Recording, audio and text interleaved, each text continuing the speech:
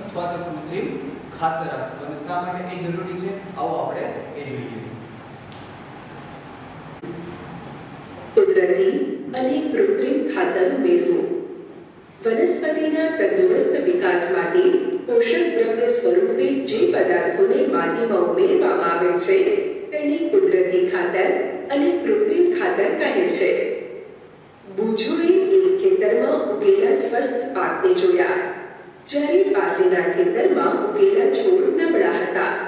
તે વિચારે છે કે કેટલાક છોડ અન્ય છોડની સરખામણીમાં વધારે સારી રીતે કેવી રીતે ઉગે છે. ભૂમિ પાકને ખનિજ તત્વો પ્રદાન કરે છે જે પાકની વૃદ્ધિ માટે આવશ્યક છે. કેટલાક ક્ષેત્રમાં ખેડૂત ખેતરમાં એક પછી બીજો પાક ઉછેરે છે. ખેતર ક્યારેય ખાલી છોડતા નથી. કલ્પના કરો કે પોષક દ્રવ્યોનું શું થાય છે. સતત પાકને ઉગાડવાથી માટીમાંથી કેટલાક પોષક દ્રવ્યો ઓછા થઈ જાય છે. આ ક્ષતિ પૂરી કરવા માટે ખેડૂત ખેતરમાં કુદરતી ખાતર આપે છે. આ પ્રક્રિયાને ખાતર આપવાની ક્રિયા કહે છે. અયોગ્ય અથવા અપૂરતા કુદરતી ખાતર આપવાથી છોડ નબળા પડી જાય છે. કુદરતી ખાતર એક કાર્બનિક કે જૈવિક પદાર્થ છે જે વનસ્પતિ અથવા પ્રાણીઓના વિઘટનથી પ્રાપ્ત થાય છે. ખેડૂત વનસ્પતિ તેમજ પ્રાણીના નકામા દ્રવ્યોને એક ખાડામાં એકઠા કરી તેનું વિઘટન થવા માટે ખુલ્લા છોડી દે છે. વિઘટન કેટલાક સૂક્ષ્મજીવો દ્વારા થાય છે. વિઘટિત પદાર્થને કુદરતી ખાતરના સ્વરૂપે ઉપયોગમાં લેવામાં આવે છે. તમે ધોરણ 6માં વર્મી કમ્પોસ્ટ અથવા અળસિયાના ખાતર તૈયાર કરવા વિશે અભ્યાસ કરી ચૂક્યા છો. ખેતીના નકામા પદાર્થ જેવા કે પશુઓના મળમૂત્ર, છાણ વગેરે, શાકભાજીનો કચરો, ઘરગથ્થુ કચરો, સુએજનો કચરો, ટણકલા, નીંદણ વગેરેને ખાડાઓમાં સડવા દેવામાં આવે છે. આ પ્રક્રિયાને કમ્પોસ્ટિંગ કહે છે. આ રીતે બનતા ખાતરને કમ્પોસ્ટ કહે છે. કમ્પોસ્ટમાં કાર્બનિક પદાર્થ અને પોષક તત્વો ખૂબ વધારે પ્રમાણમાં હોય છે. અળસિયા વનસ્પતિઓ અને પ્રાણીઓના ત્યજેલા પદાર્થોનું ઝડપી વિઘટન કરવા મદદ કરે છે. અળસિયાની મદદથી વિઘટન પામી બનતા કમ્પોસ્ટને વર્મી કમ્પોસ્ટ કહે છે. પ્રવૃત્તિ: મગ અથવા ચણાના દાણાને લઈ તેને અંકુરિત કરો. તેમાંથી એક જ આકારના સરખા પ્રાંકુરને પસંદ કરો. હવે 3 ખાલી ગ્લાસ અથવા તેના જેવા પાત્ર લો. તેના પર A, B અને C ની નિશાની કરો. ગ્લાસ A માં થોડીક માટી લઈને તેમાં થોડુંક છાણિયું ખાતર મેળવો. ગ્લાસ B માં સમાન માત્રામાં માટી લઈને તેમાં થોડુંક યુરિયા ઉમેરો અને ગ્લાસ C માં થોડીક માટી લઈને કાંઈ પણ ઉમેર્યા વગર રહેવા દો. હવે ત્રણેય ગ્લાસમાં સમાન માત્રામાં પાણી ઉમેરીને પ્રાંકુરને રોપી દો અને તેને સુરક્ષિત સ્થાન પર મૂકી દો. 7 થી 10 દિવસ પછી તેની વૃદ્ધિનો અભ્યાસ કરો. શું ત્રણેય ગ્લાસમાં છોડની વૃદ્ધિની માત્રા એક સમાન છે? કયા ગ્લાસમાં છોડની વૃદ્ધિ સારી છે? કયા ગ્લાસમાં છોડની વૃદ્ધિ સૌથી ઝડપી છે? ગ્લાસ C કે જેમાં કોઈ પણ ખાતર ઉમેર્યું નથી તેમાં છોડની વૃદ્ધિ ધીમી છે, જ્યારે ગ્લાસ A કે જેમાં છાણિયું ખાતર ઉમેર્યું છે તેમાં છોડની વૃદ્ધિ સારી છે, તથા ગ્લાસ B કે જેમાં ખાતર ઉમેર્યું છે તેમાં છોડની વૃદ્ધિ ગ્લાસ A કરતાં વધારે સારી અને સૌથી ઝડપી છે. આમ આપણે કહી શકીએ કે છોડની સારી અને પૂરતી વૃદ્ધિ માટે ખાતર જરૂરી છે. કૃત્રિમ ખાતર એવા રાસાયણિક પદાર્થ છે જે વિશેષ પોષક દ્રવ્યોથી સમૃદ્ધ હોય છે. તે કુદરતી ખાતરથી કેવી રીતે અલગ હોય છે? કૃત્રિમ ખાતરનું ઉત્પાદન કારખાનામાં કરવામાં આવે છે. કૃત્રિમ ખાતરના કેટલાક ઉદાહરણો જેમ કે urea, NO3 ammonium sulphate, super phosphate, potash, NPK એટલે કે નાઇટ્રોજન, ફોસ્ફરસ, પોટેશિયમ છે. તેના ઉપયોગથી ખેડૂતોને ઘઉં તથા મકાઈ જેવા પાકની સારી ઉપજ પ્રાપ્ત કરવામાં સહાયતા મળે છે.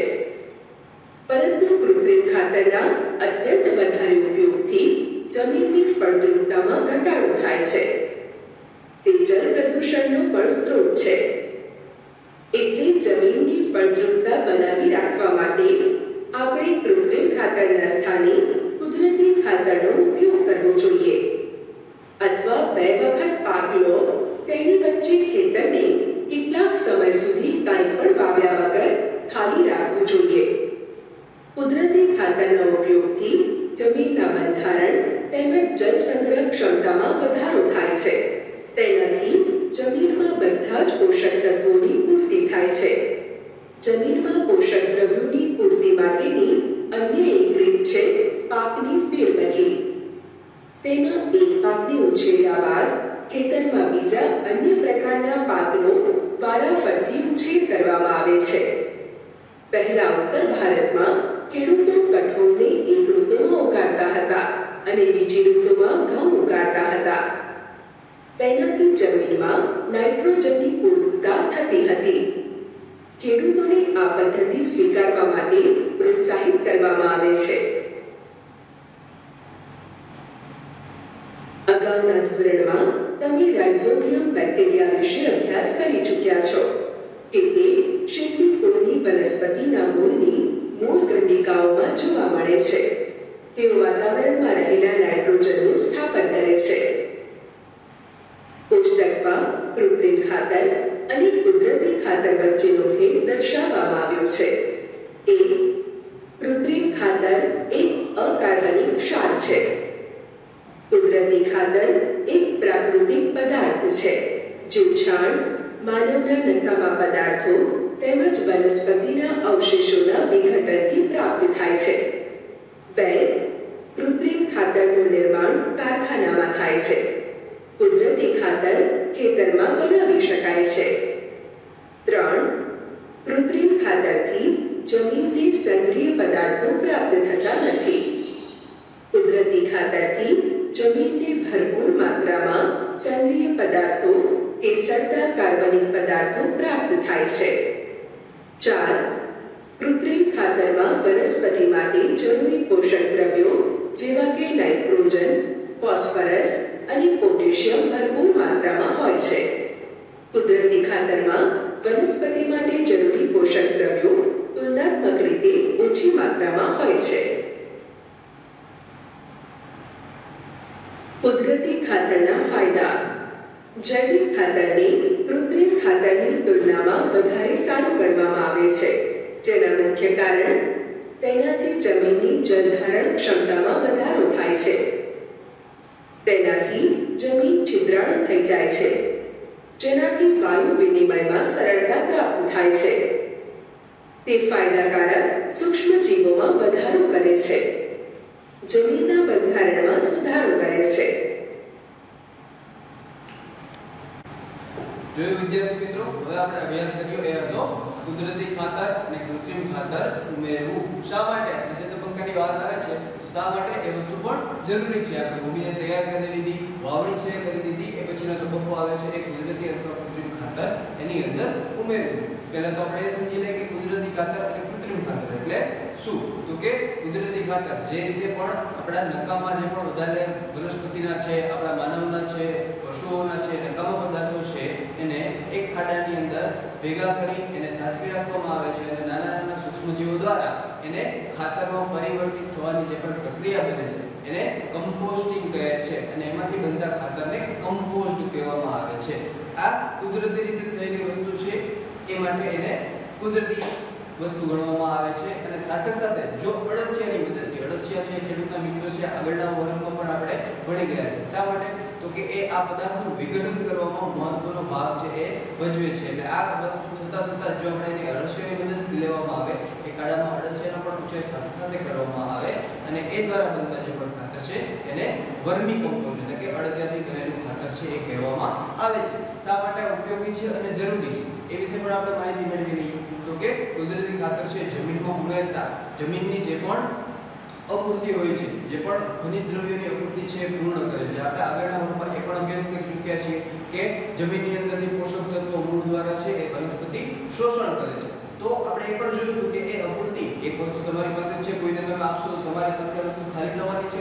એ જ પ્રમાણે જમીન પાસે પણ એ પોષક દ્રવ્યો છે એ વનસ્પતિ લઈ લે છે, તો એની અંદર અપૂર્તિ છે સર્જાય છે. તો આ કુદરતી ખાતર છે કમ્પોસ્ટ અથવા તો વર્મી કમ્પોસ્ટ એ એની જે પણ ઘટેલા તત્વો છે એને પૂરું કરવામાં મદદરૂપ થાય છે. અને સાથે સાથે જમીનની જલધારણ જે પણ ક્ષમતા છે, જલધારણ ક્ષમતા એટલે શું? તો કે જમીનની પાણીને ગ્રહણ કરવાની ક્ષમતા એને કહેવામાં આવશે જલધારણ ક્ષમતા. સમજવા માટે એક નાનકડો પ્રયોગ આપણે કરી લઈએ કે આપણે ઘરની અગાસી ઉપર અથવા તો ડામરના રોડ ઉપર કોઈ પણ પાણી છે એ આપણે ઢોળવામાં આવશે તો એ અંદર ઉતરશે? એવું તમને દેખાય છે? નહીં. જ્યારે કાચી કોઈ પણ માટી ખેતરની આપણે જમીન છે એની અંદર અથવા તો નાની આપણે કોઈ ગલી રસ્તો છે કે જેમાં પાકું બાંધકામ થયેલું નથી, એની ઉપર આપણે જો પાણી રેડશું તો શું થશે? પાણી છે એ જમીનની અંદર શોષાઈ જશે. આને કહેવાશે જલધારણ ક્ષમતા. આ જલધારણ ક્ષમતા છે એમાં પણ કુદરતી ખાતર છે એ વધારો કરે છે. અને સાથે સાથે એને વધારે સમજવા, ખાતરની ઉપયોગિતા વધારે સમજવા માટે નાનકડો એક પ્રયોગ હતો એ પણ આપણે જોઈ લીધો કે મગ છે એને આપણે અંકુરણ પામવા દેવાના છે અને એને 3 અલગ અલગ ગ્લાસની અંદર મૂકવામાં આવે છે. એક ગ્લાસની અંદર આપણે માટી સાથે કુદરતી ખાતર, એક ગ્લાસની અંદર માટી એની સાથે રાસાયણિક ખાતર એટલે કે કૃત્રિમ ખાતર અને ત્રીજા ગ્લાસમાં ફક્ત માટી રાખી આપણે એ બીજને એમાં અંકુરણ થવા માટે મૂકી દઈએ છીએ. અને અંકુરણ પામેલા છોડને 7 થી 10 દિવસ પછી જોવામાં આવશે તો આપ પણ એ વસ્તુ જોઈ શકશો કે એમાં અલગ અલગ વૃદ્ધિ તમે જોઈ શકશો. જે સી ગ્લાસ છેલ્લો ગ્લાસ હતો જેમાં ફક્ત માટી હતી એની અંદર આપણે વૃદ્ધિ છે ઓછી દેખાશે. એ પછી જેની અંદર કુદરતી ખાતર હતું એની અંદર થોડી વધારે વૃદ્ધિ દેખાશે. અને ત્રીજી વસ્તુ આવશે એ છે કૃત્રિમ ખાતર જેમાં આપણે ઉમેરેલું હતું એની અંદર સૌથી વધારે અને સારી વૃદ્ધિ આપ જોઈ શકો છો. તો આ 3 વસ્તુ પર આપણને ખ્યાલ આવે છે. અને મેં પહેલા પણ તમને કીધું કે જે અપૂર્તિ જમીનમાંથી જે પણ ખનિજ તત્વો દૂર થયા છે એને પૂર્ણ કરવા માટે આ ખાતર ઉમેરવું છે જરૂરી બને છે. આ ખાતર આ રીતે ઉમેરી શકાય છે. તો અહીંયા વિદ્યાર્થી મિત્રો તમને એક પ્રશ્ન પણ થશે કે સર જો કુદરતી કૃત્રિમ ખાતર છે એ કુદરતી કરતાં વધારે સારી વૃદ્ધિ આપે છે તો આપણે એ જ ઉદાહરણ તો ઉપયોગમાં લઈ શકીએ. કૃત્રિમ ખાતરના ઉદાહરણ પણ જોયા. યુરિયા આપણને બજારમાં મળે છે, NPK એટલે કે નાઇટ્રોજન, ફોસ્ફરસ અને પોટેશિયમ આનું મિશ્રણવાળું ખાતર પણ અત્યારે ખેડૂત મિત્રો છે એ લોકોને ખ્યાલ હશે કે આપણને બહારથી લાવીને મળે છે અને આપણે એને ખેતરમાં નાખી શકીએ છીએ. તો એનો જ ઉપયોગ કરતા હોય કુદરતી ખાતરની જરૂર શું છે? તો સાથે સાથે જે પ્રમાણે વૃદ્ધિ વધારે છે એ સાથે સાથે કૃત્રિમ ખાતર છે એ ફળદ્રુપતામાં ઘટાડો પણ કરે છે. તો આપણે એ પણ સમજવું જરૂરી છે કે જમીનને નુકસાન પણ થવું ન જોઈએ. આને સમજવા માટે એક બીજી વસ્તુ છે કે આપણે ઘણીવાર દવા લેતા હશું, ડૉક્ટર પાસે ગયા હશું, દવા લઈએ તો આપણને એ વસ્તુનો ખાસ ખ્યાલ આવશે કે દવા લીધે વખતે ડૉક્ટર પણ આપણને પૂછશે કે ભાઈ આમાં તમને કોઈ દવા ન ફાવે એવું નથી ને? પૂછે છે ઘણીવાર. અથવા તો ક્યારેક દવા ખાઈ લીધા પછી પણ વસ્તુ બની હશે કે એની સાઈડ ઇફેક્ટ, કારણ કે આપણે તાવની દવા લીધી તો બીજું કંઈ શરીરમાં ખંજવાળ આવી કે એવી કોઈ સાઈડ ઇફેક્ટ થાય છે. આ જ વસ્તુ કુદરતી ખાતર સાથે પણ બને છે. ચોક્કસ એક સમયે પાકની વૃદ્ધિ છે વધારી દે છે પરંતુ જમીનની ફળદ્રુપતા છે એમાં ઘટાડો કરે છે. તો દર વખતે દર વર્ષે દર પાકની અંદર કૃત્રિમ ખાતર છે વાપરવું એટલા માટે છે હિતાવહ રહેતું નથી. તો કુદરતી ખાતર છે એ પણ એટલા જ પ્રમાણમાં જરૂર છે. જેટલો પણ તમે વધારે ઉપયોગ કરશો એટલો વધારે સારી રીતે તમે પાક છે મેળવી શકશો અને લાંબા સમય માટે મેળવી શકશો. કારણ કે જળધારણ ક્ષમતામાં તો વધારે કરે જ છે, સાથે સાથે જૈવિક પદાર્થો જે વિઘટિત થયેલા પદાર્થો જમીનમાં જરૂરી છે, જેમ કે વનસ્પતિના અવશેષ, પ્રાણીઓના અવશેષ એ જમીનમાં જાય છે, જ્યારે કુદરતી કૃત્રિમ ખાતરમાં એ થતું નથી. અને કૃત્રિમ ખાતર છે એ સાથે સાથે પાણીના પ્રદૂષણ માટે પણ જવાબદાર બને છે. એટલે કે જ્યારે આપણે ખેતરમાં પાણી જવા દઈએ છીએ એની સાથે કૃત્રિમ ખાતર જશે અને એટ ધ એન્ડ એ ક્યાંક ને ક્યાંક નદી નાળા કે દરિયામાં મળશે અને જળનું પ્રદૂષણ છે એ પણ ખાસ કરીને એનાથી સંભવ થાય છે.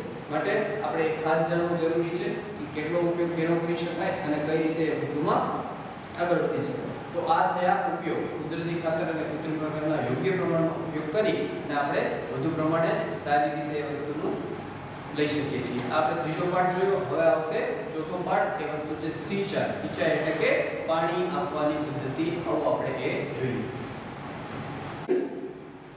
જીવંત રહેવા માટે પ્રત્યેક સજીવને પાણીની આવશ્યકતા રહેલી છે. વનસ્પતિના ફૂલ, ફળ તથા બીજની વૃદ્ધિ તેમજ વિકાસ માટે પાણીનું વિશેષ મહત્વ છે. વનસ્પતિના મૂળ દ્વારા પાણીનું શોષણ થાય છે, જેની સાથે ખનિજો અને ખાતરોનું પણ શોષણ થાય છે. વનસ્પતિમાં લગભગ 90% પાણી હોય છે. પાણી આવશ્યક છે કારણ કે બીજનું અંકુરણ શુષ્ક પરિસ્થિતિમાં થતું નથી. પાણીમાં ઓગળેલા ખનિજોનું વહન વનસ્પતિના પ્રત્યેક ભાગમાં થાય છે. તે પાકને ઠંડી તેમજ ગરમ હવાથી રક્ષણ આપે છે. સ્વસ્થ પાકના ઉછેર માટે જમીનમાં પાણીનો ભેજ જાળવી રાખવા માટે ખેતરમાં નિયમિત રૂપે પાણી આપવું આવશ્યક છે. સમયાંતરે ખેતરમાં પાણી પૂરું પાડવાની ક્રિયાને સિંચાઈ કહે છે. સિંચાઈનો સમય અને માત્રા દરેક પાક મુજબ, જમીન મુજબ અને ઋતુ મુજબ જુદા જુદા હોય છે. ઉનાળામાં પાણી આપવાની માત્રા વધારે હોય છે. શા માટે આવું હોય છે? ઉનાળામાં જમીન તેમજ પર્ણો દ્વારા બાષ્પીભવનનો દર વધારે હોવાથી આવું હોઈ શકે છે. બુજો કહે છે કે આ વર્ષે પાણી આપતા સમયે તે વધારે સતર્ક રહ્યો છે. ગયા ઉનાળામાં તેના છોડ સુકાઈને મરી ગયા હતા. સિંચાઈના સ્ત્રોત: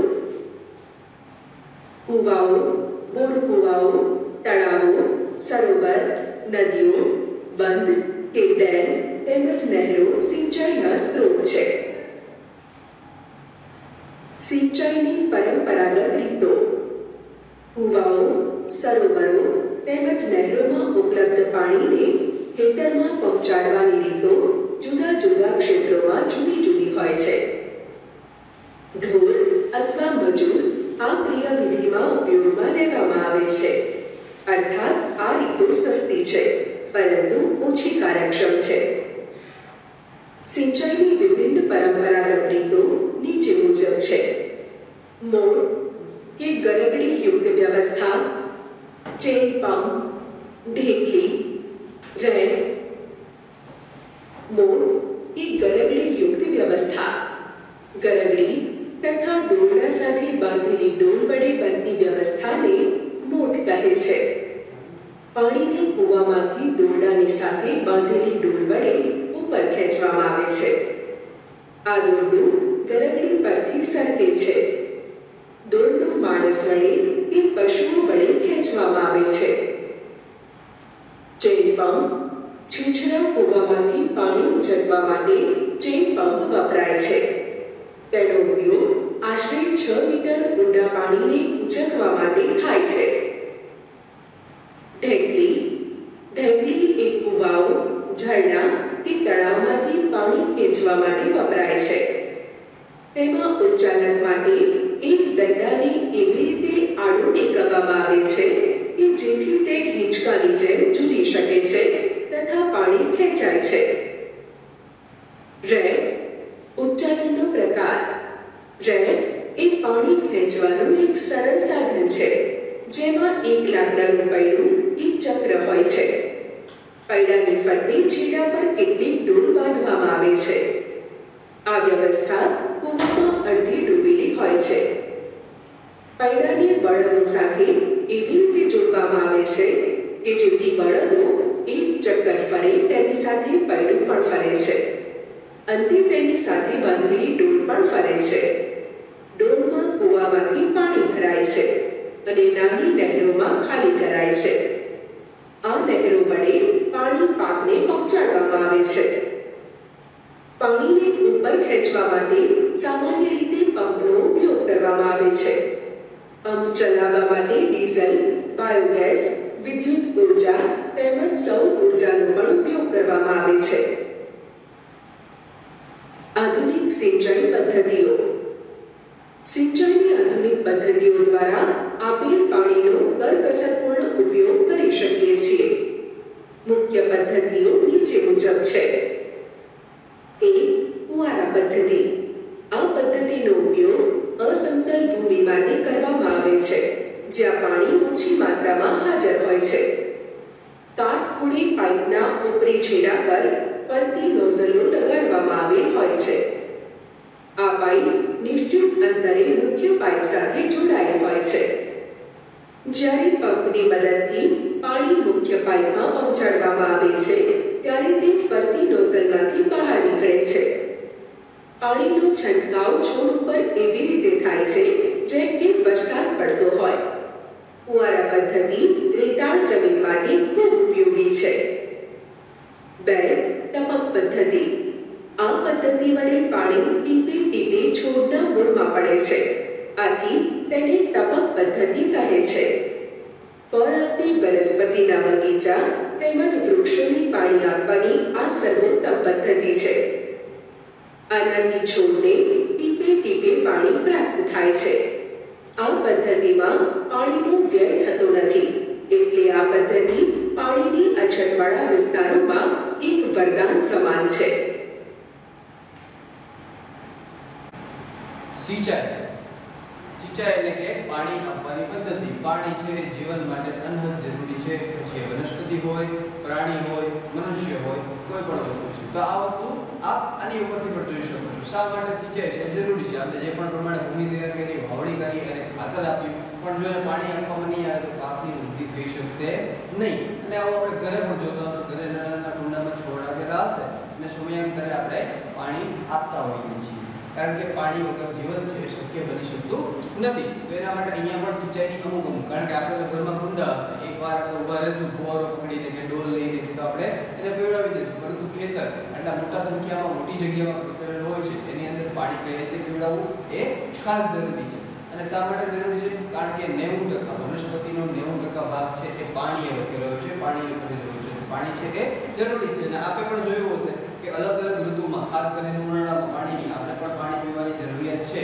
એ ઉનાળામાં ગરમી લાગવાને કારણે આપણે પણ ફીલ કરીએ છીએ કે વધારે પાણી આપણે પીએ છીએ. પ્રમાણમાં આપણે ચોમાસું કે શિયાળો હશે તો ઓછો જરૂર પડશે. એ જ રીતે પાકમાં પણ અલગ અલગ ઋતુમાં અને અલગ અલગ જમીન પ્રમાણે પાણીની આવશ્યકતા છે પણ અલગ અલગ રહેતી હોય છે.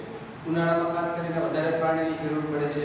પછી જે ઓછી છિદ્રાળ જમીન હોય છે એની અંદર પાણીની જરૂરિયાત છે એ વધારે પ્રમાણમાં રહેલી હોય છે. શા માટે પાણી એ આટલું આવશ્યક છે? અને સિંચાઈ એટલે કે પાણી આપવા માટે કઈ કઈ પદ્ધતિઓ વપરાય છે? તો જૂનો સમય હતો એમાં અલગ અલગ ઘણી પદ્ધતિ હતી.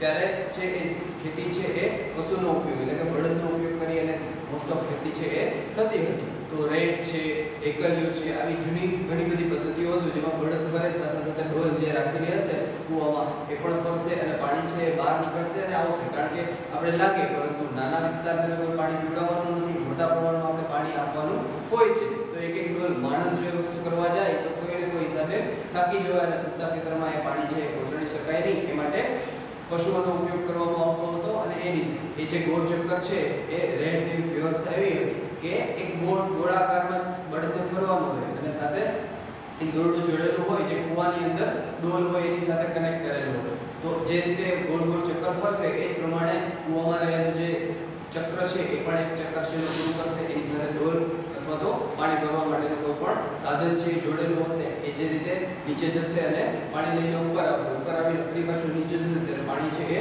ઠાલવશે અને ક્યારા કરેલા હશે. ક્યારા અત્યારે પણ જોઈ શકો છો. ફરી પાછું આપણે યાદ દેવડાવશે કે જે પણ વિદ્યાર્થી મિત્રો ખેડૂત બેકગ્રાઉન્ડમાંથી આવે છે એ લોકોને ખ્યાલ હશે કે ખેતરમાં ક્યારા કરેલા હોય છે, પાણી પીવડાવવાનું હોય છે. આખી રાત ઘણીવાર પાણી છે ચાલતું હોય તો પાણી પીવડાવવા માટે ખેડૂતના દીકરાઓને ત્યાં હાજર રહેવું પડતું હોય છે. તો આવી વ્યવસ્થા પહેલાના સમયમાં હતી. અત્યારે ક્યાંક ને ક્યાંક આપણે આધુનિક યુગમાં આવી ગયા છે. તો અત્યારે મોસ્ટ ઓફ તમને જોવા મળશે કે ઇલેક્ટ્રિક પંપ દ્વારા પાણી ખેંચી અને આગળ ખેતરમાં દોરિયા દ્વારા અથવા તો આપણે જે ક્યારા કરેલા છે અલગ અલગ ક્યારા મારફતે પાણી છે એ પહોંચાડવામાં આવે છે. એ ખાસ કરીને ઇલેક્ટ્રિક ઉપરથી ચાલતું હશે, સૌર ઉપરથી ચાલતું હશે, કોઈ પણ રીતે એ પંપ ચલાવી અને એ પ્રમાણે કરવામાં આવે છે.